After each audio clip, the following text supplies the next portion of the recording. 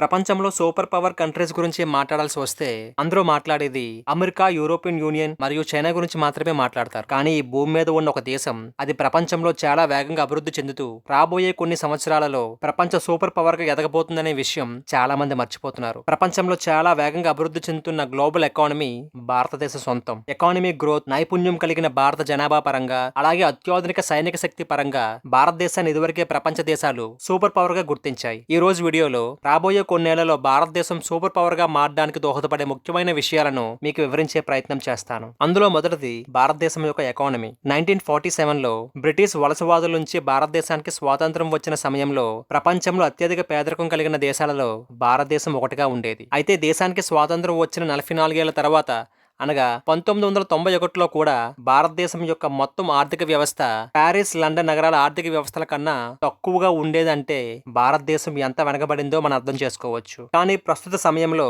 భారతదేశం యొక్క ఆర్థిక వ్యవస్థ బ్రిటన్, ఫ్రాన్స్ దేశాల యొక్క ఆర్థిక వ్యవస్థలను దాటి చాలా ముందుకు వెళ్ళింది. 2014లో భారత ఆర్థిక వ్యవస్థ ప్రపంచ పట్టికలో 10వ స్థానంలో కొనసాగగా 2024 నాటికి భారతదేశ ఆర్థిక వ్యవస్థ $4.15 ట్రిలియన్ తో ప్రపంచంలోనే 5వ అతిపెద్ద ఆర్థిక వ్యవస్థగా అవతరించింది. 10 ఏళ్ల కన్నా తక్కువ సమయంలోనే భారతదేశం ప్రపంచంలోనే 5వ అతిపెద్ద ఆర్థిక వ్యవస్థ కలిగిన దేశాలైన కెనడా, రష్యా, ఫ్రాన్స్, ఇటలీ దేశాల యొక్క ఆర్థిక వ్యవస్థలను అధిగమించింది. భారతదేశం యొక్క ఆర్థిక వృద్ధి రేటు 6.5% నుంచి 7% వృద్ధి రేటుతో ప్రపంచంలోనే అత్యధిక వేగంతో అభివృద్ధి చెందుతున్న ఆర్థిక వ్యవస్థగా నిలిచింది. 2027వ సంవత్సరానికల్లా జపాన్, జర్మనీ దేశాల యొక్క ఆర్థిక వ్యవస్థలను వెనక్కి నెట్టి భారతదేశం ప్రపంచంలోనే 3వ అతిపెద్ద ఆర్థిక వ్యవస్థగా నిలిచే అవకాశం ఉంది. కొనుగోలు శక్తి సమానత్వం అనగా PPP, స్థూల జాతీయోత్పత్తి అనగా జీడిపి ప్రాతిపదికన చూస్తే $14.5 ట్రిలియన్ తో భారతదేశం ప్రపంచంలోనే 3వ అతిపెద్ద ఆర్థిక వ్యవస్థగా కొనసాగుతోంది. జనాభా అనుకూలత. గత సంవత్సరం భారతదేశం జనాభా పరంగా చైనా దేశాన్ని వెనక్కి నెట్టి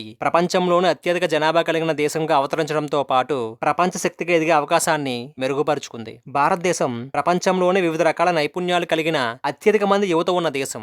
భారతదేశ జనాభాలో 50% కన్నా ఎక్కువ మంది 25 సంవత్సరాలలోపు వయసు కలిగిన వారు ఉండగా 65% జనాభా 35 సంవత్సరాల కన్నా తక్కువ వయసు కలిగిన యువ జనాభా ఉంది. నిర్మాణ రంగం మరియు మౌలిక వసతుల కల్పన. ఒక దేశ అభివృద్ధికి, ఆర్థిక వ్యవస్థ ఎదుగుదలకి మౌలిక వసతుల కల్పన చాలా ముఖ్యమైన పాత్ర పోషిస్తుందనే విషయం భారతదేశానికి బాగా తెలుసు. ఈ విషయాన్ని దృష్టిలో పెట్టుకుని భారతదేశం మౌలిక వసతుల కల్పనకి పెద్దపీట వేసింది. ప్రపంచ రియల్ ఎస్టేట్ మార్కెట్లో భారతదేశ రియల్ ఎస్టేట్ మార్కెట్ మంచి అభివృద్ధిని నమోదు చేస్తుంది. నిర్మాణ రంగానికి సంబంధించి ప్రపంచంలోని అత్యధిక నిర్మాణాలు భారతదేశంలో జరుగుతున్నాయి. దేశ చరిత్రలోనే అతిపెద్ద మౌలిక వసతుల నిర్మాణానికి సంబంధించిన పని అత్యంత వేగంగా జరుగుతోంది. National infrastructure pipe line project కి దాదాపుగా $1.9 ట్రిలియన్ ని భారతదేశం ఖర్చు చేస్తోంది. ఈ మొత్తం సౌత్ కొరియా దేశం యొక్క మొత్తం ఎకానమీకి సమానం. రానున్న రోజుల్లో ఈ మౌలిక వసతులు దేశం యొక్క ముఖ చిత్రాన్ని, ప్రజల జీవన విధానాన్ని అత్యధిక స్థాయిలో మెరుగుపరిచే అవకాశం ఉంది. $1.9 ట్రిలియన్ భారీ మొత్తాన్ని 2019 నుంచి 2025 సంవత్సరాల మధ్య కాలంలో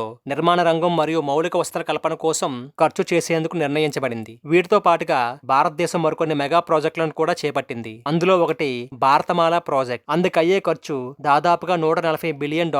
ఈ భారతమాల ప్రాజెక్ట్ అనేది దేశవ్యాప్తంగా రోడ్లు మరియు హైవేల అభివృద్ధి కోసం, అత్యాధునిక రవాణా వ్యవస్థను నిర్మించి అభివృద్ధి పరచడం కోసం చేపట్టబడింది. భారతమాల ప్రాజెక్ట్ తో పాటుగా సాగరమాల అనే ప్రాజెక్ట్ ను కూడా భారతదేశం చేపట్టింది. ఇందుకోసం $130 బిలియన్ ను ఖర్చు చేస్తున్నారు. ఈ సాగరమాల ప్రాజెక్టు యొక్క ముఖ్య ఉద్దేశం భారతదేశంలో ఉన్న పోర్టుల అభివృద్ధితో పాటు మౌలిక వసతుల కల్పన, అలాగే సముద్రయాన వ్యాపార అభివృద్ధి మరియు అనుసంధానం మొదలైనవి ఈ ప్రాజెక్టు యొక్క ముఖ్య ఉద్దేశాలు. వీటితో పాటుగా ఢిల్లీ ముంబై ఇండస్ట్రియల్ కారిడార్ కోసం $100 బిలియన్ ని ఖర్చు చేస్తున్నారు. ఢిల్లీ ముంబై ఇండస్ట్రియల్ కారిడార్ అనేది దేశ ఆర్థిక రాజధాని అయిన ముంబైని మరియు రాజకీయ పాలనా రాజధాని అయిన ఢిల్లీని అనుసంధానం చేస్తూ దాదాపుగా 1483 కిలోమీటర్ల దూరం కవర్ చేస్తూ నిర్మిస్తున్న అతిపెద్ద మెగా ప్రాజెక్ట్ గా గుర్తింపు పొందింది. 100 స్మార్ట్ సిటీ ప్రాజెక్ట్. వీటితో పాటుగా దేశంలో 100 స్మార్ట్ సిటీస్ ని నిర్మించడం కోసం $100 బిలియన్ ని ఖర్చు చేస్తున్నారు. 100 స్మార్ట్ సిటీస్ ప్రాజెక్ట్ అనేది అర్బన్ డెవలప్మెంట్ ప్రాజెక్ట్. ఇందులో భాగంగా దేశవ్యాప్తంగా 100 నగరాలను ఎంపిక చేసి ఆ నగరాలలో ప్రపంచ స్థాయి మౌలిక వసతులను కల్పించడం, ప్రజల జీవన విధానాన్ని మెరుగుపరచడం,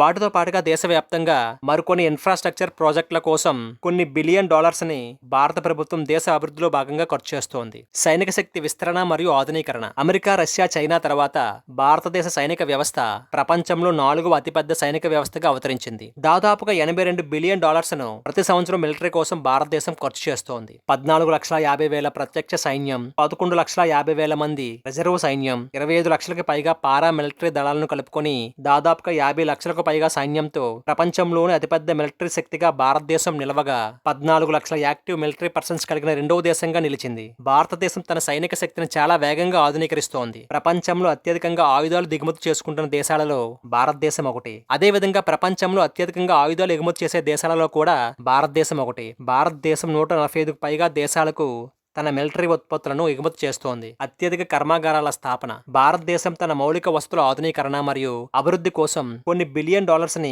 ఖర్చు చేస్తోంది. దీని మూలంగా భారతదేశంలో వస్తువుల యొక్క ఉత్పత్తి ఖర్చు వేరే దేశాలతో పోలిస్తే చాలా తక్కువగా ఉండడం వలన విదేశీ కంపెనీలు భారతదేశంలో వారి కంపెనీలను స్థాపించి వస్తువులను ఉత్పత్తి చేసి ప్రపంచ దేశాలకు ఎగుమతి చేస్తున్నారు. 2021లో ఇండియా అమెరికాను వెనక్కి నెట్టి విదేశీ కర్మాగారాలు స్థాపించి వస్తువులను ఉత్పత్తి చేయడానికి భారతదేశం చైనా తర్వాత రెండవ అనువైన దేశం గుర్తింపు పొందింది. భారతదేశంలోని మ్యాన్ పవర్ ప్రపంచ దేశాలతో పోలిస్తే చాలా తక్కువ ధరకే అందుబాటులో ఉంటారు. దీంతో పాటుగా ప్రపంచంలోని అతిపెద్ద వస్తు విక్రయ మార్కెట్ భారతదేశంలోనే ఉంది. భారత ప్రభుత్వం కొత్త పరిశ్రమలు స్థాపించడం కోసం ఎన్నో ప్రోత్సాహకాలను మేక్ ఇన్ ఇండియాలో భాగంగా అందిస్తోంది. దీనివల్ల ప్రపంచంలోని అతిపెద్ద కంపెనీలన్నీ భారతదేశాన్ని తమ ఉత్పత్తుల రాజధానిగా చేసుకోవడానికి ముందుకొస్తున్నాయి. దీని వలన ప్రపంచంలోనే గ్రోయింగ్ స్టాక్ మార్కెట్లలో భారత స్టాక్ మార్కెట్ ఒకటిగా నిలిచింది. ఇండస్ట్రియల్ ఉత్పత్తికి సంబంధించి $900 బిలియన్ తో పారిశ్రామికీకరణ జరిగిన 5 దేశాల సరసన భారతదేశం ఇప్పటికే చేరింది. 2030 నాటికి $3 ట్రిలియన్ తో ప్రపంచంలోనే 3వ అతిపెద్ద పారిశ్రామిక దేశంగా